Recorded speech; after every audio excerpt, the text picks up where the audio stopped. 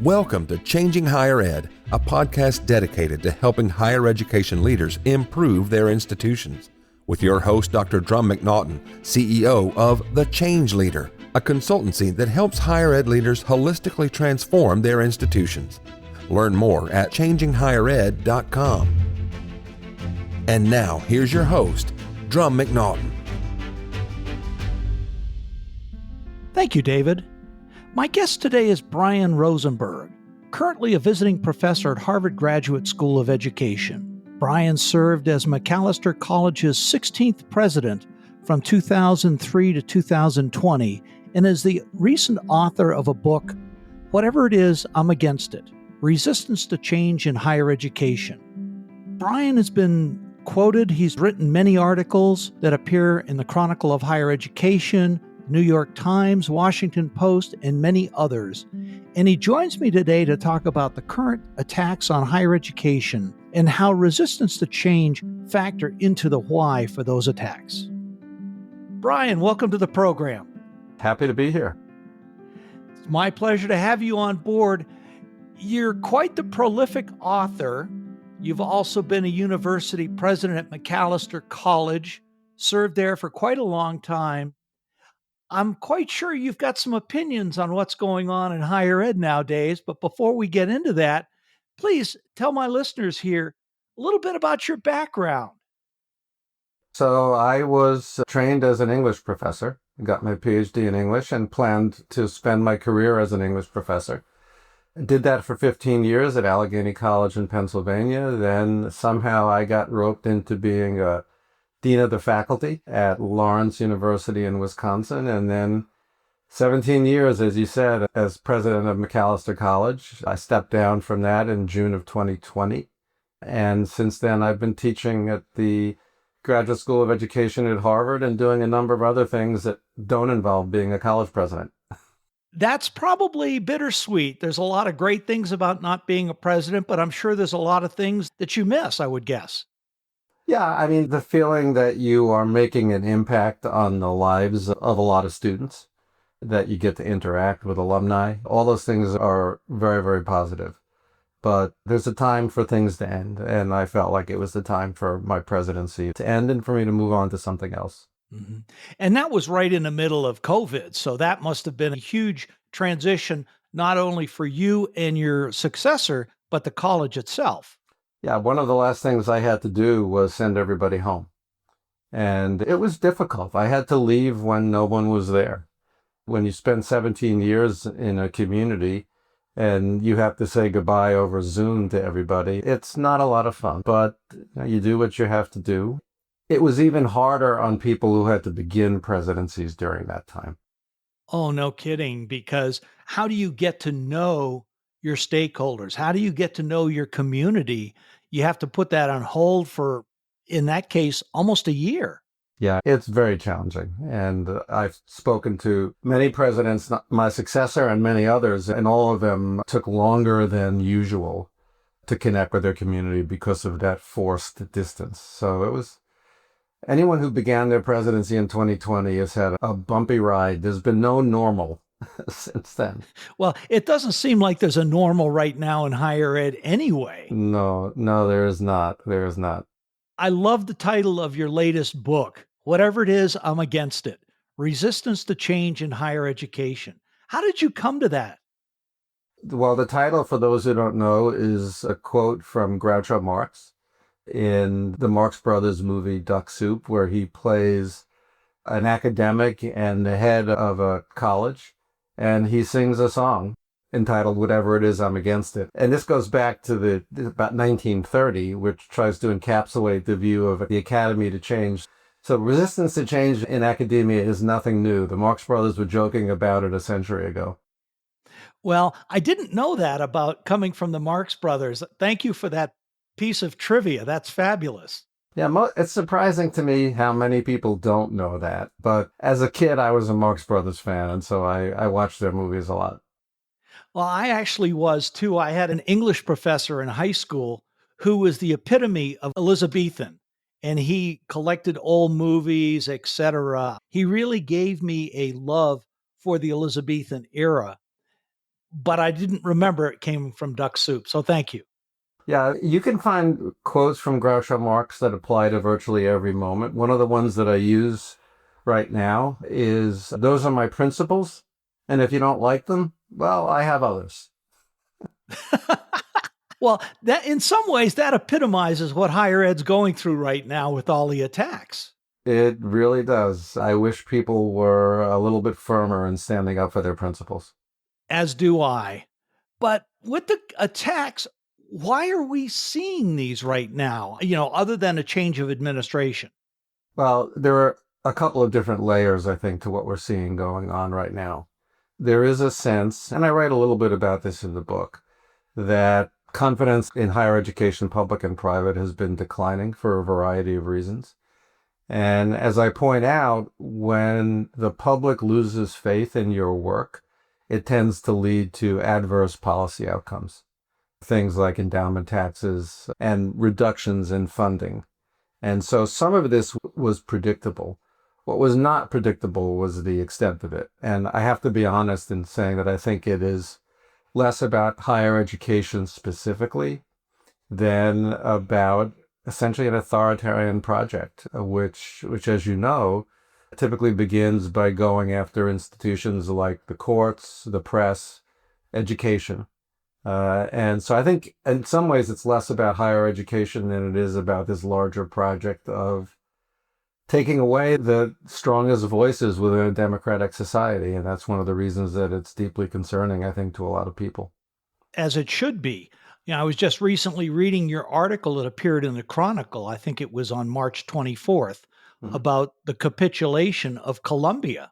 And in that article, you said that one of the things that the right wing think tanks had pushed was taking out one of the major Ivy Leagues or major universities out there to make them an example to get others to capitulate. Yeah, one of the things people have to understand is that this attack on higher education is using a playbook that was developed by a number of think tanks, the American Enterprise Institute, the Manhattan Institute, Claremont Institute. And essentially what they argued before Trump took office is that higher education needed to be scared out of its mind. And the way to do that would be to destroy a very visible and prominent institution. Columbia was the one they settled on in a lot of their writings. And I think it's a combination of the fact that it was a very visible site of protests when the conflict broke out in the Middle East. It's located in New York, and Donald Trump has always had a problematic relationship with New York City. It's a blue state, and it's an Ivy League institution. So it seemed like a perfect target, and so it was completely unsurprising to anyone who read articles by people like Max Edens at the American Enterprise Institute that they went after Columbia. He was saying that they should destroy Columbia before Trump took office. Well, it's interesting that perspective, but I have to wonder, how is this different, these protests different than what we saw, say, at Berkeley in the 1960s? That's what came to mind for me. Yeah, I think the biggest difference on campuses, and I've thought a lot about why these particular protests around Israel and Gaza have been so divisive and problematic. This is a set of issues that, for the first time in my memory at least, really has divided the consensus on college campuses. There is a certain truth to the argument that college campuses tend to be dominated by a certain set of orthodoxies. So on various issues, one viewpoint prevails. When it came to the conflict in the Middle East, what you had was some real divisions between progressives and other progressives, between Jewish students who were protesting and Jewish students who felt attacked, between faculty members who supported the protests and faculty members who thought that they were inappropriate. So more than any issue that I can recall, this one really divided the campus. In that sense, it made it almost impossible for institutional leaders to make decisions that didn't anger someone. Very, very different from protests around, say, racism that happened in the wake of the George Floyd killing. And even different, I think, from the protests that you referred to in the late 60s around the war in Vietnam, when for the most part, at least among the students and faculty, there was a pretty strong consensus on campus. So this is divisive in a way that I think we haven't seen in a long, long time. Well, in many ways, it reflects the divisiveness that's going on in the country. In the Middle East, are we ever going to see, and this is more a rhetorical question than anything else, are we ever going to see a coming together of the Arabs and the Jews? I don't think so, but who knows? One can always hope, but it's been a problem that stretches back a very, very long time. And it's at this point serving nobody's best interests for that conflict to continue. I would fully agree. I was involved in that type of thing back in the 1980s when I flew airplanes in the Navy. We were there off the coast of Israel monitoring a lot of these things. I tell you more, but I wouldn't want to have to kill you, as the saying goes. So let me double back.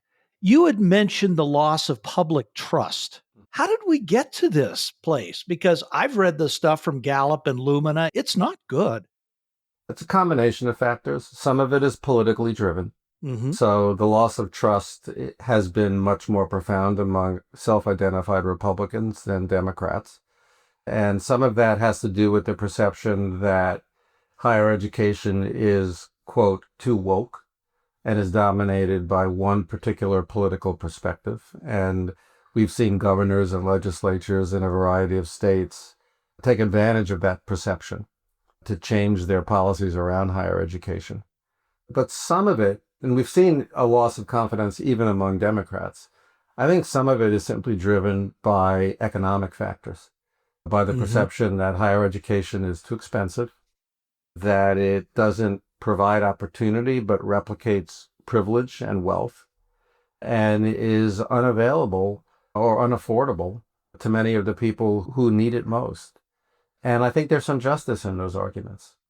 So I think part of it is political, but we can't simply dismiss it as political partisanship. We have to look in the mirror and realize the fact that, at Wellesley College, a few miles from where I sit, the comprehensive fee for next year is over $100,000. And yes, we know all about financial aid and we all know all about discounting, but when people look at a number like $100,000 a year, they think this industry is out of control. And I think that economic resentment has a lot to do with the loss of public confidence. It reminds me of Bill Clinton's statement when he's running for president against George H.W. Bush. It's the economy, stupid.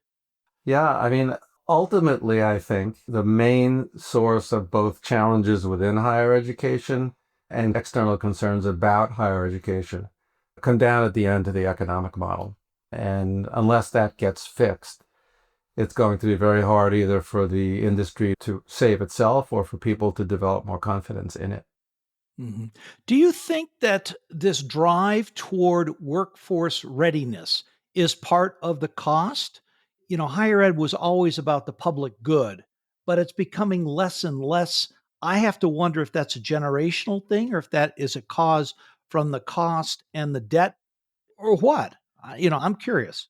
Again, these things tend not to have a single causal factor. I think on the one hand, colleges and universities have been insufficiently attentive to the needs of employers and the workforce. Mm-hmm. Probably less true of, say, community colleges, which tend to have closer connections to their communities than four-year institutions do. But if you look at the curricula at most four-year colleges and universities, you look at the majors, they haven't really evolved very much in response to evolving nature of work and the evolving nature of the economy. And so, that has created a problem. But I think the other thing that you allude to is also true, which is that as a society, we've become very focused on higher education as vocational training. And from the beginning in this country, higher education was meant to have more than one purpose. When Thomas Jefferson founded the University of Virginia, or when Benjamin Franklin founded what was eventually the University of Pennsylvania, they were very clear about the fact that in order to have a functioning democracy, you needed educated citizens. And so part of the role of education has always been a civic engagement. and not just vocational preparation. And I do think that we have, as a society generally, lost sight of that. So while vocational preparation is important, it is not the only goal of higher education. I would fully agree with that. It is a holistic issue. One of the challenges that I have seen is within the faculty and reaching out to industry to help shape the courses. What is it that we aren't doing? What is it that you guys need, et cetera? And apology, I should have said you people need instead of you guys. Yeah, I think colleges have tended to be very inward looking and inward focused. If you think about a typical college campus, it's both a physical construct and a metaphor. They tend to be surrounded by walls. They tend to be up on hills. They tend to be apart from the communities by which they're surrounded. And the result is that they've lost touch with those communities, and the communities have lost confidence in the institutions. So I think we need to break down at least the metaphorical walls and do more work connecting with the communities that these colleges are surrounded by and that on some level they're intended to serve. I would fully agree. One of my favorite examples of doing this was when Karen Haynes was the president of Cal State San Marcos, and she had an above and beyond the board of trustees, there was an advisory board made up of prominent citizens from the local area that would advise her, and each of the deans of the colleges had those same thing to advise on curriculum, so that there was an exchange back and forth between the deans, between industry, between faculty, so that the courses were kept up to date and were really meaningful going forward. And it also has the potential to broaden the audience that you serve. We know that the 18 to 22-year-old audience is shrinking, particularly in New England, Middle Atlantic, Midwest, where so many colleges are located. Mm-hmm. And if many of these institutions are going to survive, they're going to have to focus on what has always been called the non-traditional student, but is actually becoming the majority student. And connecting with your community will allow you to figure out ways that you might provide continuing education, education for adult learners, education for people who can't get up at 9 o'clock in the morning living on a campus 5 days a week. Not only will it help the curriculum, but it might actually broaden the audience for a lot of these institutions. And that makes perfect sense, because if you take a look at the research that Lumina has done, there's over 41 million students who have started higher ed and dropped out. People say, oh, you've got to go after that demographic. Well, yes, you do, but you've also got to change your delivery, your pedagogy, your support systems to make sure that these folks can be successful, because bringing them back is going to be difficult. And, the lack of completion that you speak about is another reason, I think, for the loss of public confidence. When you have a 6-year graduation rate nationally that is under 60%, and when that rate is much worse for underrepresented populations, for African American students, it's closer to 40%. That's an extraordinarily inefficient industry. Think about any other industry and imagine that you'd say, well, about half the time we don't get it right. It's a waste of money, it's a waste of time, it's a waste of human potential. And so we have to figure out a way to improve those completion rates. The quickest way for a college to improve its finances is not through admissions, but through retention.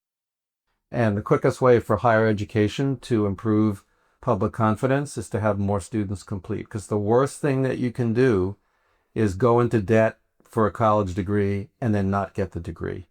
You get the debt and none of the economic benefit. Absolutely. I tell my clients frequently, any business that I know of that has a 30 or 40% customer retention rate is a failing business. Mm-hmm. But in higher ed, we seem to accept that. Yeah, those rates are not uncommon. They're not an aberration. The overall averages are skewed by the fact that at places like Harvard, it's 98%, which has less to do with Harvard than with inputs, the kinds of students that come in. But as you say, there are lots of institutions that have completion rates that are 30% or less, it's almost hard to wrap your mind around. Oh, it is. I've got a friend of mine, Russell Lowry Hart, who was the president at Amarillo College and now is the president at the Austin Community College and District there. Back during the pandemic, he had 99 of his students go homeless during the term. They lost only one student because he had the support structures in place, not necessarily just through the college, but through the community as well, to be able to help these folks make it through. Yeah, I mean, you need to have those support structures, which is, again, one of my sources of concern right now. What is coming from the federal government is leading a lot of institutions to dismantle some of those support structures for the students who need the most, underrepresented students, first-generation students. And I think the result of that is that you have the potential, at least, to see those completion rates get even lower. I think you're right. So I think you and I are in agreement that higher ed needs to reform. Maybe not in all the ways that are coming out from the government, but it needs that. You talked about duck soup and whatever it is, I'm against it. Resistance to change, how is that played into higher ed not making some of the shifts that it's needed? Higher ed has created systems that are designed to allow for only slow incremental change. And that hasn't entirely been a bad thing. One of the reasons that a majority of the oldest institutions in the world are universities is that they have remained true to their mission and haven't changed every time there's some change in the job market or in the zeitgeist.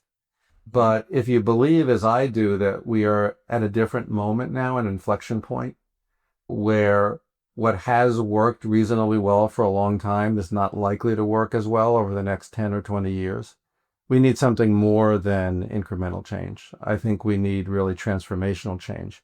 And the structures and incentives within higher education are not set up for that. If you think about the way we make decisions in higher education, we tend to place a very, very high priority on participation, less of a priority on outcome. And I think those two things are often in tension with one another. Disruptive change is by its nature uncomfortable for a lot of people. We tend to prioritize making people comfortable through systems like shared governance. And so those systems are great if you don't want to change much. If you need to do more than change a little bit, and you need to do it quickly, no one in higher education will tell you that our decision-making structures are agile, quick, adaptive. And I think right now, given all the things swirling around higher education, that's a real problem. I think you're right. I would push back on you just a little bit because I do know of some institutions who can make changes quickly. But what it is, it takes a shared vision among all the participants, faculty, administration, et cetera. And there is a level of transparency there to where instead of faculty resisting change, studying it to death, they already know what the situation is and can respond quickly and appropriately. Yeah, the difference that I see between institutions that are trying to change reasonably effectively and those aren't, as you say, I think part of it is the open and honest sharing of information. We are, after all, educational institutions. And one of the things that it's really important for leaders to do is educate their own communities. So if you have financial challenges, people need to know about that. You need to share as much as you can about the budgetary situation or about admissions or about tuition discounting. Too many institutions keep that information very close to the vest until there's a crisis. And then all of a sudden it explodes into people's consciousness. If you wait until there's a crisis in order to start talking to people, it's already too late.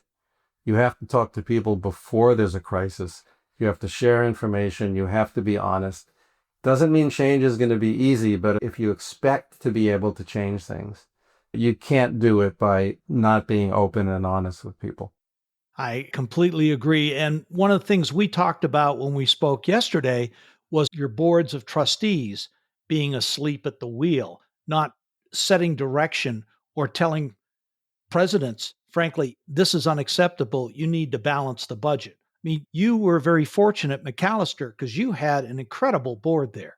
Yeah, I was very lucky. For 17 years, I had a good board. I had good board chairs, and I had enough people. The board was large, as many college and university boards are. It was about 30 people.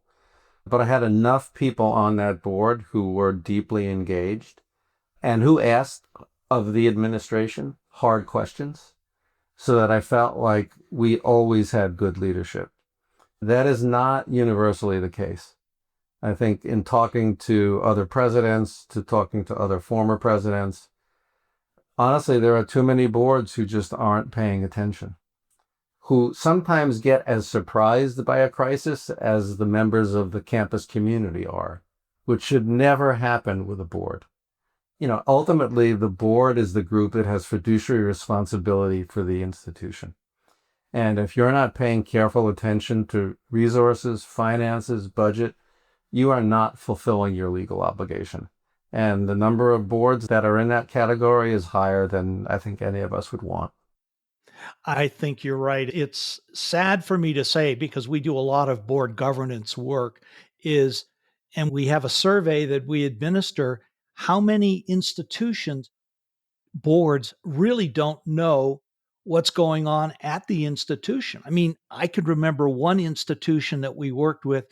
One of the questions on the survey is how often does your academic affairs committee of the board meet? Are you informed of accreditation, et cetera?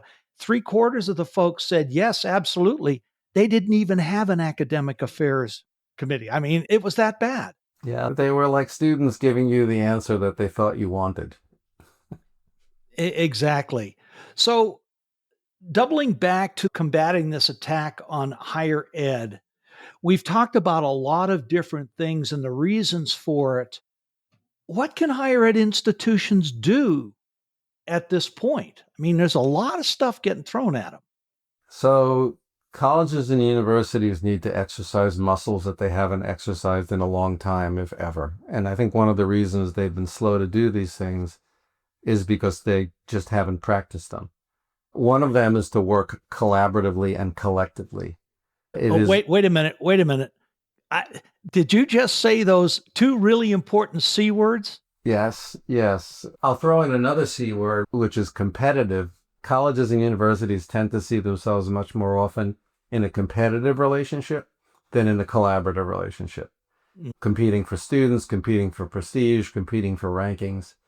It is much harder to go after 500 institutions acting collectively than it is to go after individual institutions. And higher education has been surprisingly slow, even now, surprisingly slow to respond to these attacks collectively. We're seeing some of that now. We're seeing a few lawsuits where universities have joined together. We're seeing some letters from college presidents, but it's been slow. And it's because these institutions are just not used to working together. Why in the world have the Ivy League universities not joined together and acted collectively when the majority of them have either already faced or are being threatened with facing the loss of funding? It doesn't speak well of their ability to collaborate. And the other thing that they're not used to doing is marketing themselves other than through admissions. That is, speaking to the public about the value of their work. A lot of these institutions that have been attacked and whose funding have been cut have medical centers. And while people might be divided on the value of higher education, very few people are divided on the value of healthcare. And why these universities have not more publicly explained and defended the kind of healthcare work that is now being put in jeopardy. Any marketing expert would tell you that it would be relatively easy to put together a 30-second commercial where you made that point. Higher education has been very slow to do that. I think from my perspective, the most effective angle right now through which to go after some of these attacks is through healthcare. Because, whether it's Harvard or Columbia, they have major medical centers that perform extremely important functions in their communities. And people need to be reminded that's going to change if these funding cuts persist. I think that's spot on. In fact, one of the boards that I worked with, one of the trustees, was a researcher from a R1 AAU institution in the South. He was specifically doing Alzheimer's research. And the last conversation I had with him, very close to a breakthrough on the causes of Alzheimer's and what could potentially be done. You start canceling grants like that, that's a major, major hit to medical research and people's health.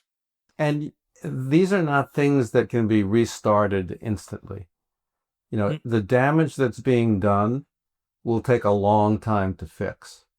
Because if you take apart a lab, you let the people go, you let the research stop, you don't just pick up where you left off. You often have to start rebuilding that all over again. And so even if the funding gap is a year or two, the loss to research might be a decade. It's really problematic. I think most people would understand that was problematic if colleges and universities are doing a better job of communicating that message. I think you're right. There is no silver bullet when it comes to these type of things. But what really amazes me is the silence of the boards of these institutions. Why are they not speaking up? I wish there were a noble reason, but I don't think that's the case. If you think about boards of colleges and universities, particularly of private colleges and universities, public boards are a different animal. Public boards often tend to be politically appointed, and their allegiance is more to a political party than to the institution. But for private institutions, the boards are often made up of wealthy, influential people who have their own interests, their own businesses, law firms, manufacturing firms, tech firms. And to be totally honest, I think like so many people right now in our society, they're acting out of fear. They don't want their own interests to be targeted. And so rather than do what I think is the right and important and courageous thing, and defending the mission of the institutions on whose boards they serve, they're keeping their heads down. There was an article in the Atlantic a couple of weeks ago whose title was The United States of Fear. And I think right now we are living with a level of civic fear that probably neither of us has seen in our lifetimes.